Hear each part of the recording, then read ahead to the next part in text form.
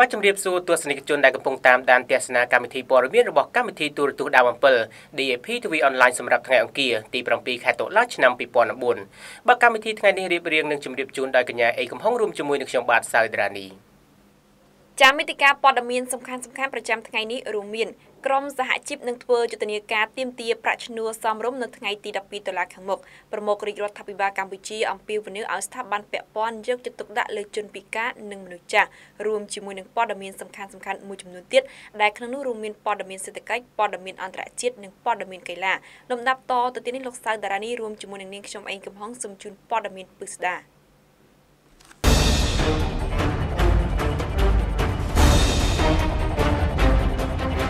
បាទទស្សនិកជនជាទីមេត្រីដើម្បីអបអរទិវាមនុស្សចាស់កម្ពុជានិងទិវាមនុស្សចាស់អន្តរជាតិ1តុលាសម្ដេចជោហ៊ុនសែននាយករដ្ឋមន្ត្រីនៃព្រះរាជាណាចក្រកម្ពុជាបានអំពាវនាវឲ្យមានការយកចិត្តទុកដាក់ទៅលើមនុស្សចាស់ជនពិការនិងទុរគតជនកញ្ញាអ៊ីកំជាងធ្វើសេចក្តីរាយការណ៍ពាក់ព័ន្ធទៅនឹងព័ត៌មាននេះសម្ដេចតេជោហ៊ុនសែននាយករដ្ឋមន្ត្រីនៃព្រះរាជាណាចក្រកម្ពុជាបានថ្លែងអំពាវនាវដល់ក្រសួងមន្ទីរស្ថាប័នរដ្ឋនិងឯកជនព្រមទាំងអាជ្ញាធរកងកម្លាំងប្រដាប់អាវុធតាមមូលដ្ឋានទាំងអស់បង្កើនការយកចិត្តទុកដាក់ទៅលើមនុស្សចាស់ជរាទុរគតនិងជនពិការធានាបាននូវការរស់នៅប្រកបដោយសុខុមាលភាពសម្ដេចក៏បានអំពាវនាវដល់គ្រឹះស្ថានអប់រំឲ្យបង្កើនការបណ្តុះបណ្តាលអប់រំពីក្រមសីលធម៌សុជីវធម៌និងចរិយាធម៌ក្នុងការរស់នៅដល់កុលបុត្រខ្មែរឲ្យចេះគោរពនិងដឹងគុណចំពោះមនុស្សចាស់ផងដែរប្រសាសន៍ថ្លែងអំពាវនាវរបស់សម្ដេចតេជោហ៊ុនសែនបានធ្វើឡើងតាមរយៈសន្ទរកថាកម្រាស់4ទំព័រដើម្បីចូលរួមអបអរសាទរក្នុងទិវាមនុស្សចាស់កម្ពុជានិងមនុស្សចាស់អន្តរជាតិលើកទី1និងមនុស្សចាស់អន្តរជាតិ1ដុល្លារនៅក្នុងសន្ទរកថាដែលត្រូវបានអានដោយលោកមុតខៀវរដ្ឋលេខាធិការក្រសួងសង្គមគិច្ចអតីតយុទ្ធជននិងជាអនុប្រធានអចិន្ត្រៃយ៍នៃគណៈកម្មាធិការជាតិកម្ពុជាដើម្បីមនុស្សចាស់ក្នុងឱកាសប្រារព្ធទិវាមនុស្សចាស់នៅក្រសួងសង្គមគិច្ចនាព្រឹកថ្ងៃទី7ខែតុលានេះប្រទេសកម្ពុជាមានប្រពៃណីទំនៀមទម្លាប់ដ៏ល្អកេរមរតកសម្បត្តិវប្បធម៌ដ៏សម្បូរបែបនិងសមិទ្ធផលជាច្រើនផ្សេងទៀតដែលមរតកនិងសមិទ្ធផលទាំងនេះហើយកើតចេញពីស្នាដៃគុណូបការៈនិងការអប់រំព្រឹបប្រដៅប្រកបដោយគតិបណ្ឌិតនៃបុព្វបុរសនិងចាស់ព្រឹទ្ធាចារ្យរបស់ខ្មែរសម្ដេចតេជោបានគូបញ្ជាក់ថាព្រឹទ្ធាវាទនិងដំបូន្មានចាស់ទុំគឺជាផ្នែកមួយនៃមូលដ្ឋានគ្រឹះដ៏រឹងមាំក្នុងការអប់រំសិលធម៌និងចរិយាធម៌របស់សង្គមជាតិសម្ដេចតេជោក៏បានរំលឹកផងដែរថាដើម្បីសម្ដែងការដឹងគុណចំពោះគុណូបការៈដ៏ថ្លៃថ្លារបស់មនុស្សចាស់ដែលបានបន្សល់នៅសមិទ្ធផលនិងមរតកសម្រាប់សង្គមជាតិនោះរាជរដ្ឋាភិបាលកម្ពុជាបានកសាងនៅលិខិតបទកថាគតិយុត្តនិងគោលនយោបាយជាច្រើនបន្តធានាដល់ការលើកកម្ពស់សុខុមាលភាពរបស់មនុស្សចាស់នៅកម្ពុជាសម្ដេចតេជោហ៊ុនសែនក៏បានបន្តអំពាវនាវដល់ក្រសួងស្ថាប័នអាជ្ញាធរកងកម្លាំងប្រដាប់អាវុធនៅតាមមូលដ្ឋានព្រមទាំងអង្គការក្រៅរដ្ឋាភិបាលជាអន្តរជាតិឲ្យបន្តការយកចិត្តទុកដាក់លើមនុស្សចាស់ដើម្បីធានាបាននូវការរស់នៅប្រកបដោយសុខុមាលភាពសម្ដេចតេជោក៏បានគូបញ្ជាក់ថាអំពើល្អនិងកាយវិការដ៏ប្រពៃដែលខ្លួនយើងបានធ្វើទៅលើអ្នកដទៃជាពិសេសជួយមនុស្សចាស់ជរាគឺប្រៀបដូចជាការជួយខ្លួនឯងពីព្រោះកាយវិការដ៏ល្អប្រពៃដែលខ្លួនយើងបានធ្វើចំពោះមនុស្សចំនួនមុនគឺពិតជាបានបន្សល់ទុកឲ្យកូនចៅចំនួនក្រោយរបស់យើងបានរៀនសូត្រនិងត្រង់ត្រាប់តាមដែលយើងបានទទួលនៅភាពកក់ក្ដៅពោពេញដោយក្តីសង្ឃឹមនិងជឿជាក់ថាកូនចៅចំនួនក្រោយរបស់យើងជួយទំនុកបំរុងដល់យើងបានល្អដោយដែលយើងបានទំនុកបំរុងដល់មនុស្សចាស់ចំនួនមុនផងដែរចាតតងទៅនឹងបញ្ហាប្រាក់ខែរបស់កម្មករវិញនោះក្រមសហជីពក្រុងនឹងធ្វើយុទ្ធនាការនៅថ្ងៃទី12តុលាខាងមុខដើម្បីទាមទារប្រាក់ឈ្នួលសមរម្យជូនដល់កម្មករកម្មការិនីជូនព័ត៌មានបន្ថែមដល់កញ្ញាហ៊ុនស្រីលីន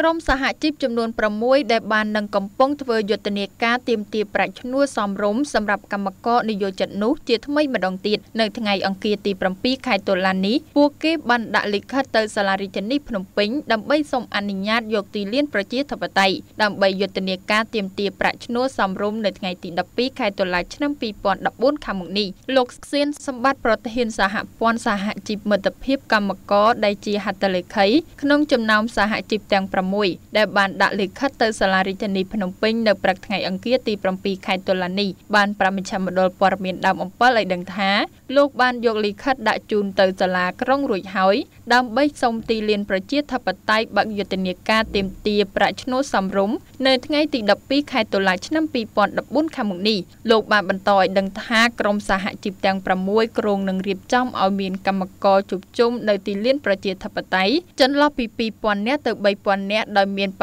ដានិងពាក់អាវយឺតផងដែរដោយសរសេរពាក្យស្លោកថាយើងត្រូវការប្រាក់ឈ្នួលសមរម្យសូមបញ្ជាក់ផងដែរថាក្រសួងការងារកាលពីថ្ងៃទី6ខែតុលាម្សិលមិញនេះបានចេញសេចក្តីជូនដំណឹងស្តីពីការពន្យាពេលប្រកាសការដំឡើងប្រាក់ឈ្នួលដល់កម្មករនិយោជិតសម្រាប់ឆ្នាំ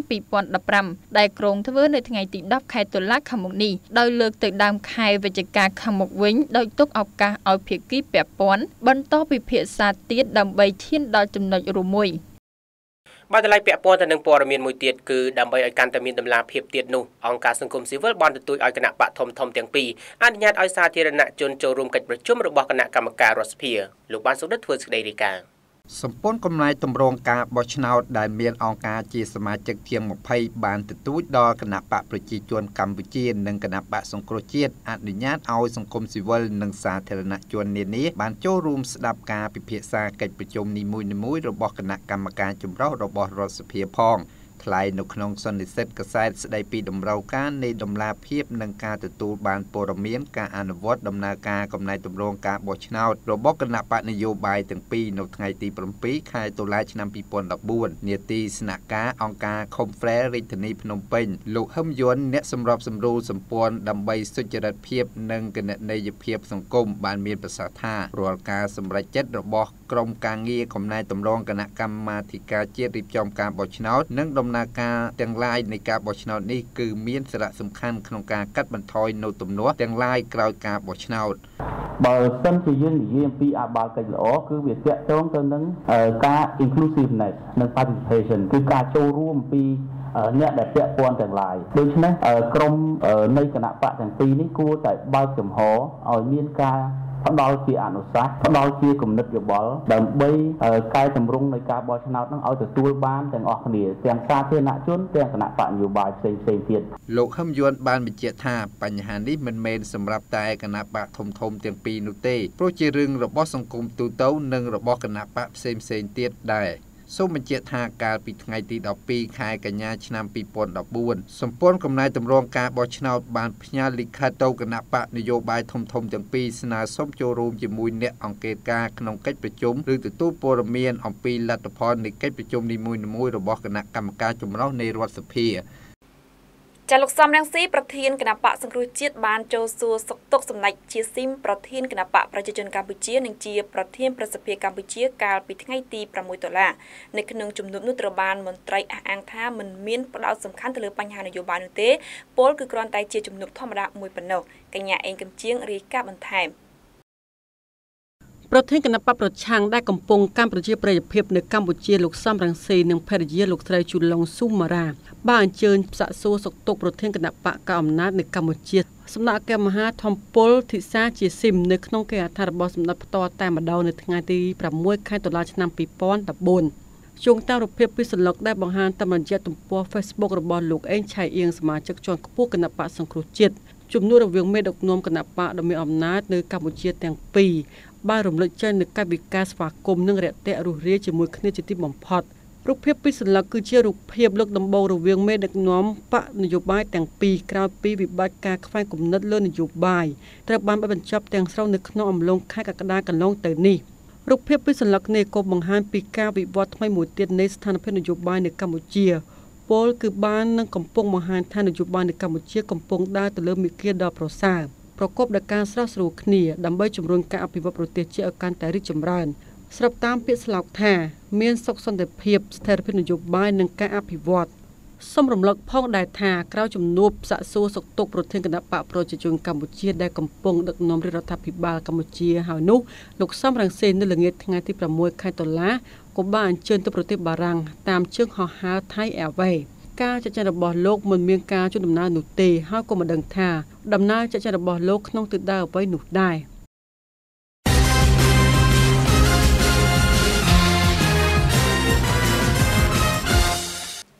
ស្សនិកជនជាទីមេត្រីបន្ទាប់ពីបានទស្សនាព័ត៌មានជាតិមកនៅពេលនេះខ្ញុំបាទបាយថាសូមជូនព័ត៌មានសេដ្ឋកិច្ចក្រុមហ៊ុនអាកាសចរថ្មីមួយត្រូវបានរាជរដ្ឋាភិបាលកម្ពុជាផ្ដល់អាជ្ញាប័ណ្ណឲ្យធ្វើការប្រតិបត្តិការហោះហើរនៅដែនអាកាសនៅកម្ពុជាព័ត៌មានបន្តកញ្ញាកេតចាត់ឆាធ្វើសេចក្តីរាយការណ៍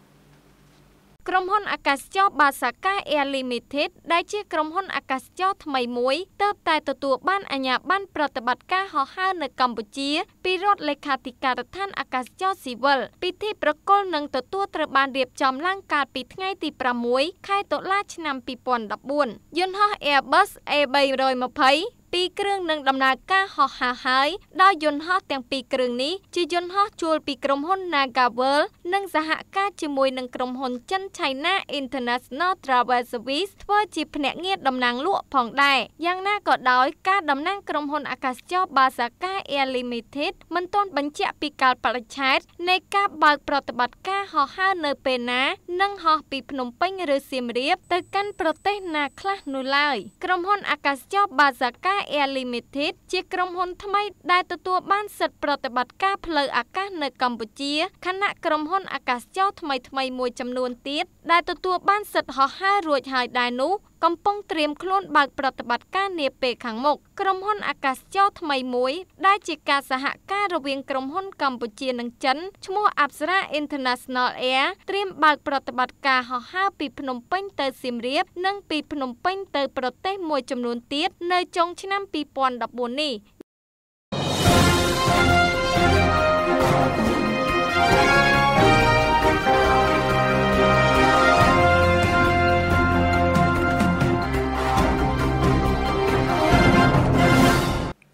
បាទទស្សនិកជនជាទីមេត្រីជាបន្តទៅនេះខ្ញុំបាទឈូបូរ៉ាសូមជូនព័ត៌មានអន្តរជាតិ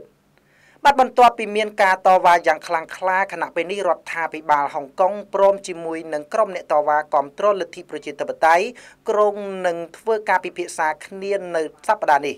រាយការណ៍បន្តដោយលោកអិនវុធា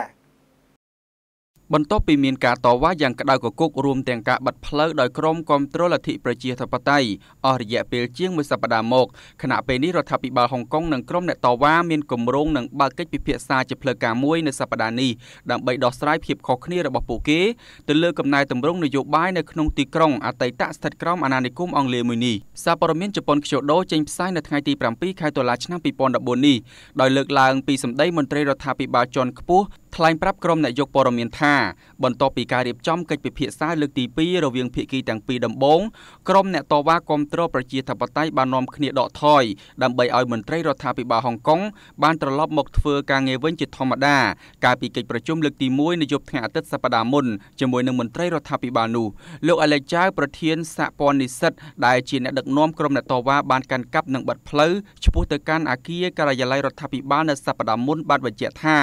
ក្រុមអ្នកតវ៉ាបានបង្ហាញពីមតិរបស់ពួកគេថាមានការហត់នឿយណាស់ក្នុងការចូលរួមជជែកជាមួយនឹងរដ្ឋាភិបាលលោកចៅបាននិយាយថាប៉ុន្តែរដ្ឋាភិបាលមានឆន្ទៈក្នុងការជួបពិភាក្សានេះគឺជាឱកាសហើយយើងបានជំរុញម្ដងហើយម្ដងទៀតឲ្យរដ្ឋាភិបាលបើកកិច្ចពិភាក្សាជាផ្លូវការឲ្យបានឆាប់ៗ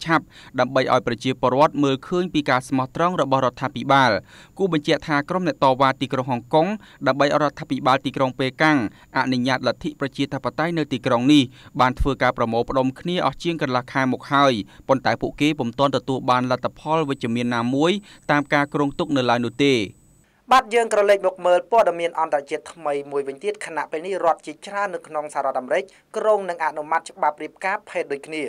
រាយការណ៍បន្តដោយលោកអិនវុធា តុលាការកំពូលនៃសហរដ្ឋអាមេរិកបានបដិសេធមិនលើកយកករណីរដ្ឋមួយចំនួនដែលទាមទារឲ្យមានការហាមឃាត់ការរៀបការភេទដូចគ្នាមកពិភាក្សាឡើយដែលប្រការនេះមានន័យថារដ្ឋដែលដាក់សំណើប្រឆាំងរួមទាំងបណ្ដារដ្ឋនានាផ្សេងទៀតនឹងត្រូវតែអនុញ្ញាតឲ្យមានការរៀបការមនុស្សភេទដូចគ្នាដោយស្របច្បាប់ទីភ្នាក់ងារព័ត៌មានជប៉ុនខ្ជូដូចេញផ្សាយនៅថ្ងៃអង្គារទី7ខែតុលានេះទៀតថាសាលដីកាតុលាការបានដាក់ចេញជាសាធារណៈទៅហើយតបតាមបណ្ដឹងឧទ្ធរណ៍ដែលចង់ឲ្យមានការហាមឃាត់មិនអនុញ្ញាតឲ្យច្បាប់រៀបការភេទដូចគ្នានៅរដ្ឋមួយចំនួនដូចជា Indiana, Virginia, Utah, Oklahoma និង Wisconsin នោះយោងទៅលើសេចក្តីសម្រេចរបស់តុលាការដែលបានដាក់ចេញសម្រាប់តំបន់នេះបណ្ដារដ្ឋចំនួន6ទៀតក៏នឹងត្រូវទទួលយកនៅសេចក្តីសម្រេចដូចគ្នានេះដែរដោយវានឹងនាំឲ្យរដ្ឋអាមេរិកចំនួន30ហើយដែលនឹងមានការអនុញ្ញាតឲ្យមនុស្សភេទដូចគ្នារៀបអាពាហ៍ពិពាហ៍ដោយស្របច្បាប់ គូបញ្ជាក់ថារដ្ឋធំដែលកន្លងមកបានអនុម័តឲ្យមានការរៀបការមនុស្សភេទដូចគ្នានោះរួមមានដូចជារដ្ឋ California, Washington, Illinois, Iowa, New York, Minnesota, New Mexico, Oregon និង Pennsylvania ជាដើម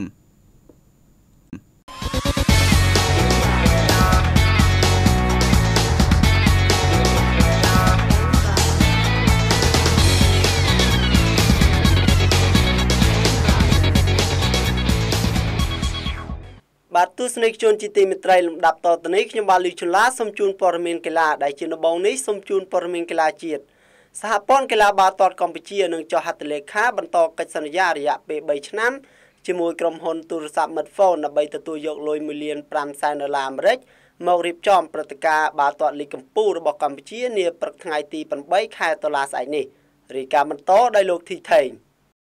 សហព័ន្ធកីឡាបាល់ទាត់កម្ពុជាដែលហៅកាត់ថា FFC នៅព្រឹកថ្ងៃទី8ខែតុលាឆ្នាំ2014ស្អែកនេះនឹងធ្វើការចុះហត្ថលេខាបន្តកិច្ចព្រមព្រៀងជាមួយដៃគូឧបត្ថម្ភធំ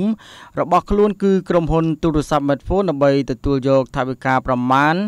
$1,50,000 អាមេរិកមករៀបចំព្រឹត្តិការណ៍បាល់ទាត់លីកកម្ពុជាកម្ពុជានៅក្នុងកិច្ចសន្យារយៈពេល3ឆ្នាំគឺចាប់ពីឆ្នាំ2016ដ